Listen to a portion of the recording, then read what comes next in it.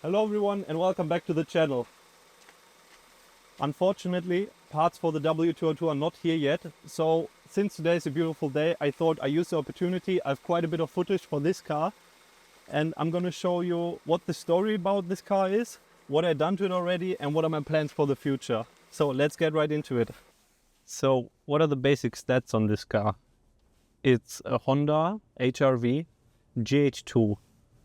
It's an inline 4 naturally aspirated, producing around 105 brake horsepower.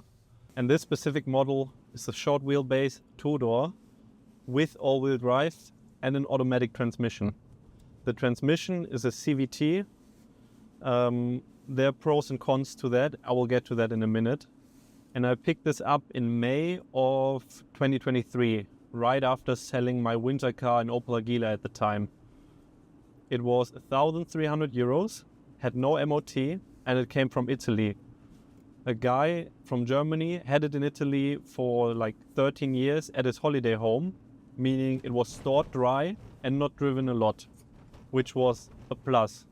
But a huge negative on this car was the outside condition. As it lived in Italy for more than 10 years, it was so dented. Not a single panel on the car was straight. There was mismatched paint, broken mirrors, the whole 9 yards.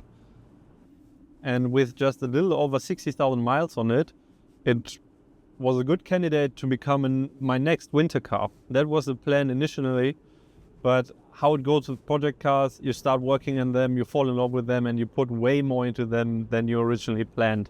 And this was the exact same story with this one. First, my goal was just to pass a roadworthy certificate, register it, and just drive it, Since the bumpers were so trashed, all the car needed to pass the roadworthy inspection was an O2 sensor and a new battery. But before that, I wanted to amp it up a little bit, so I decided to repair the bumpers and paint them in bedliner. You can see here. So we took off the bumpers and started repairing them. I pushed out some dents in them.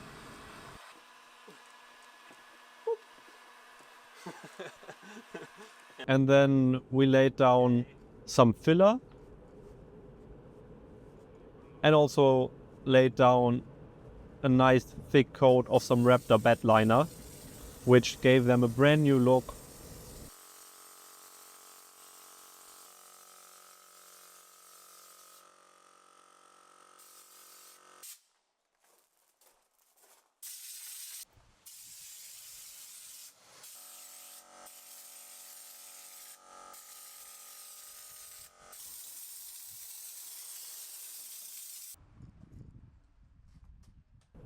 We also restored the headlights.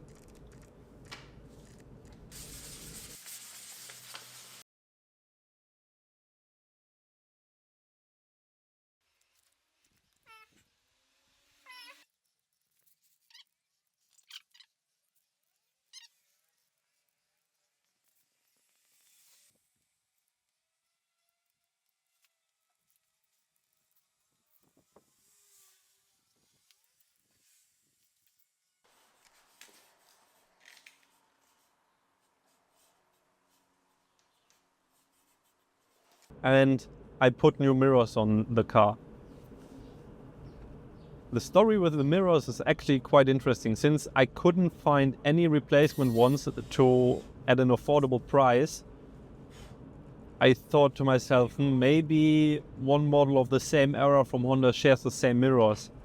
And so I matched them with replacement mirrors for Honda CR-V, where the base is just a little bit different, but the mirror housing itself is almost identical. And with a little bit of modification, I was actually able to fit new mirrors and just painted the base of the old mirrors black to match the new mirrors. And they came out quite nice, to be honest. After the car was registered, I quickly fell in love with it because the engine is producing a good amount of horsepower. The CVT drives nice actually, apart from it being a little bit shot and the ramp-up clutch when you take off is stuttering, which I still need to address, to be honest. I've been ignoring it for more than 10,000 miles, so maybe about time to do that. I did an oil change in the transmission, but it didn't make it a whole lot better. So eventually I'll be needing a new clutch for that. The biggest pain with this car was, hands down, diagnosing that the transmission clutch is bad. When it passed the roadworthy inspection, the inspector called the guy at Honda what this stuttering may be. And the guy at Honda told him, yeah, it's the rear differential, you just need to flush it and it will go away. And with that, I passed the roadworthy inspection. But a huge problem was, I trusted that phone diagnosis too much. And I flushed more than 10 liters of ATF through the rear differential. I used the original Honda DPF fluid, I used just off-the-shelf ATF, and it just did not get better. And I was losing my mind so far that I bought a second-hand differential, slapped that in, and it was the same problem. And then I was like, okay, it can't be the differential. I was thinking, what could it be? So I read online that the clutches in the CVT go bad over time.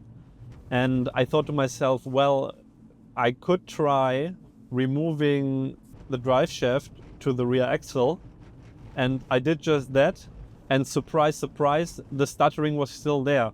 And that finally led me to the conclusion that it's the clutch in the transmission and not in the rear differential.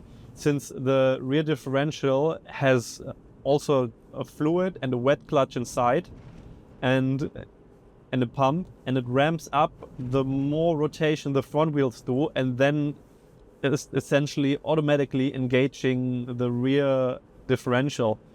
It's not a bad system, it works good on wet ground, and so far there was nothing wrong with it driving, at least.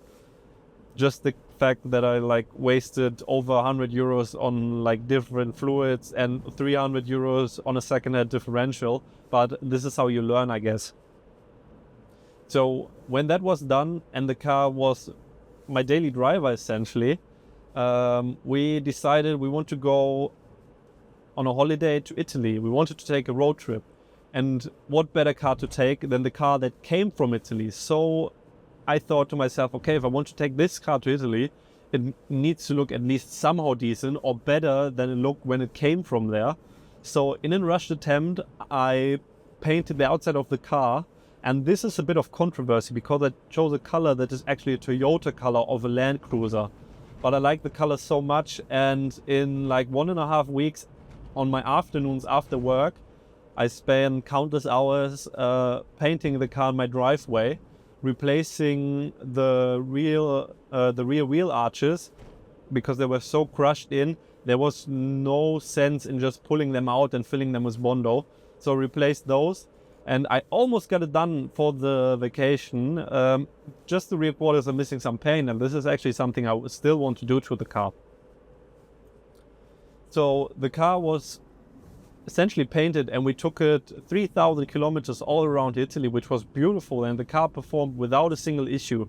Of course, the stuttering of the transmission was still there, but if you drive it careful, it's absolutely no problem, and it didn't cause any problems as of yet.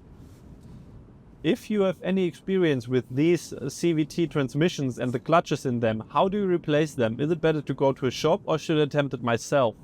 I've seen that you can still get clutch discs for them from Honda, original parts, but there's no information on how to replace them or if they're even serviceable, So please let me know in the comments down below if you know anything about that.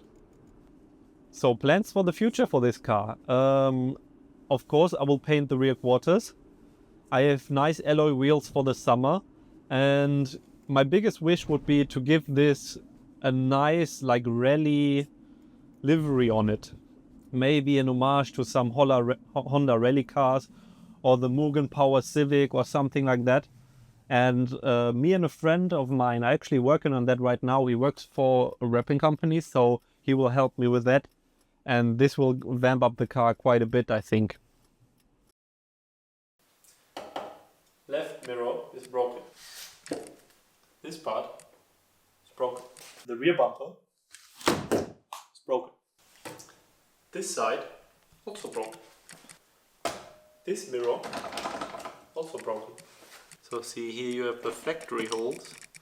But why would I use the factory holes if I just can take a wood screw and put it there? And there. Thank you, Italy.